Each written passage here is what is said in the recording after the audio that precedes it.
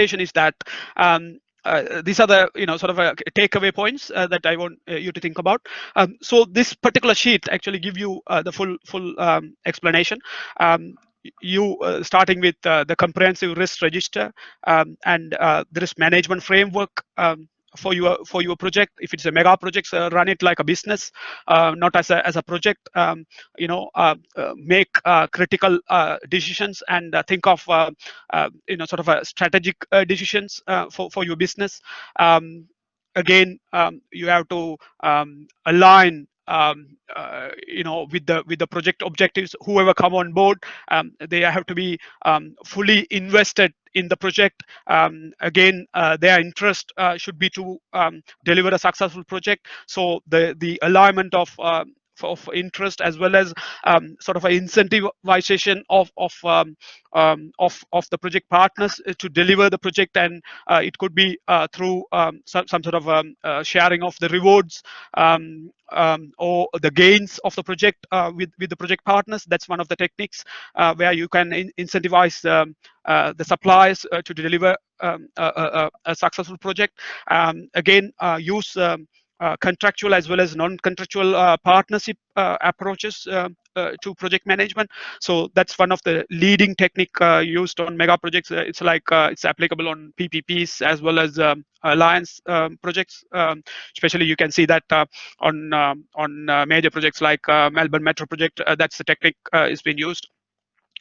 Also use the early warning system, and again, in order to be sure about the delivery partner, especially the contractor's capability, try to use the same partners as before.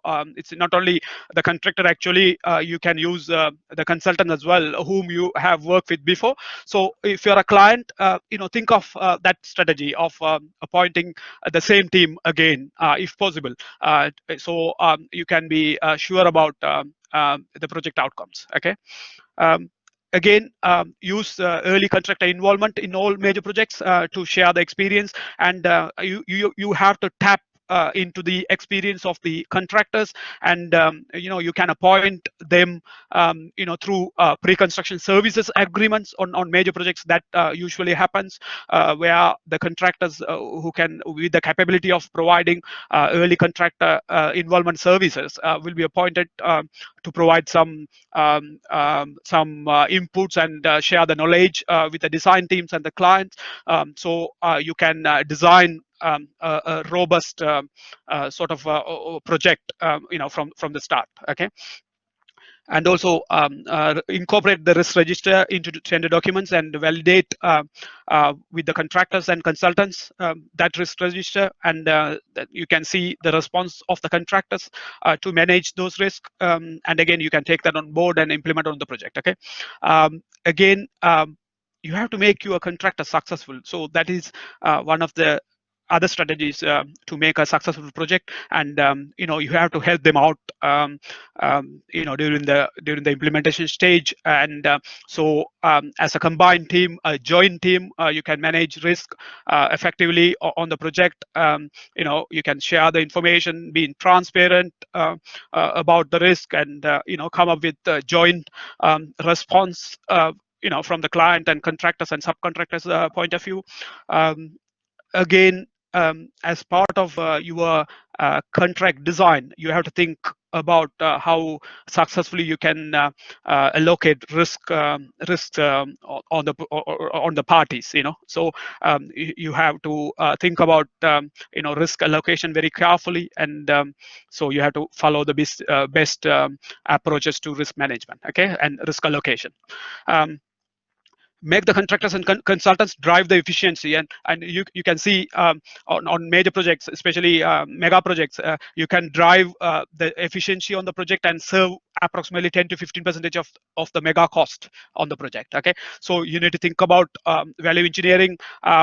You need to think about doing things like better on the next project, and you need to embed and in the contract, and make sure the contractor is accountable for program catch up and recovery.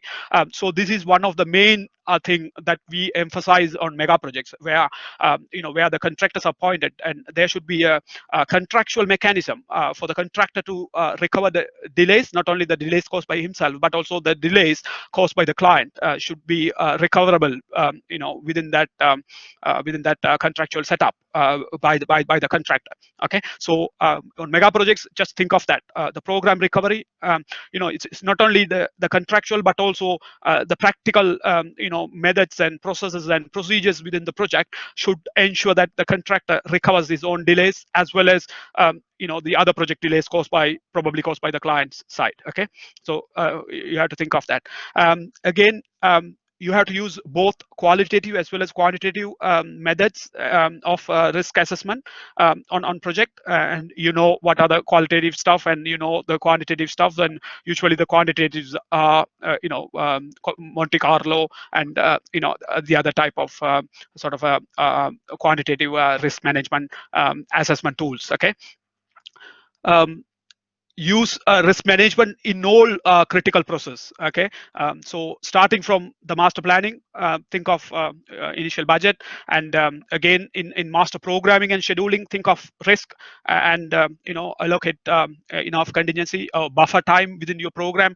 And then in the procurement, the selection of a consultant contractors, think of that risk from the risk point of view. Take your use contract reviews and during the course of the project, and have risk review meetings, and use intelligent system like, for an example, procurement schedule monitoring and authorities approval trackers, stakeholder engagement and progress monitoring, physical and KPI earned value methodology, and everything, all the tools. And these are intelligent tools for managing your risk on your projects, or use them to effectively on your projects.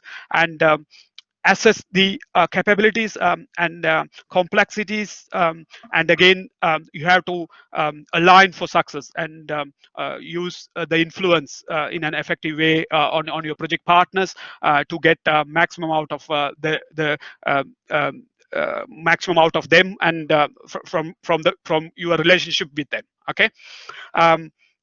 Use benchmarking heavily on your projects, and I have taken through that, and make risk management initiatives common in your process, inbuilt risk management and risk management initiatives in all projects affairs, workshop, forums, again, not only on one project, and you repeatedly use the same system, and maybe improve that a little bit on the next project. And maybe when you do a portfolio of projects, you have large number of projects, and you can copy and apply that knowledge on other projects. Okay, so just try to be efficient, and try to continuously improve the performance of risk management processes in your organization.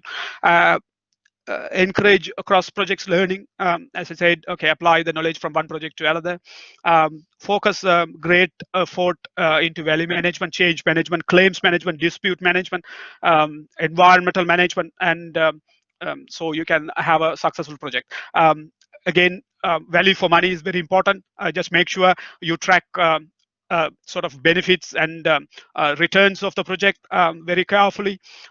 So usually benefit realization scheme is part of risk management on projects. So that means while you are assessing the performance of the project, you are also tracking the benefits that project is going to give to the community. And again, once the project in operation, you assess the benefits that the project is delivering, and compare that against your business case, the approved business case. And then try to improve the performance of the project in terms of its operational outcomes. Okay. Be transparent on your approaches. Actually, you have to work as a team and as one team. Okay, and share the information with all parties. Actually, brainstorm with them, so they will be able to help you out in managing the risk on the project, on a mega project, jointly. Okay, so again, I have touched upon all the Jello bits at the bottom. Just just I want to emphasize on them on the jello bits a bit deeper. So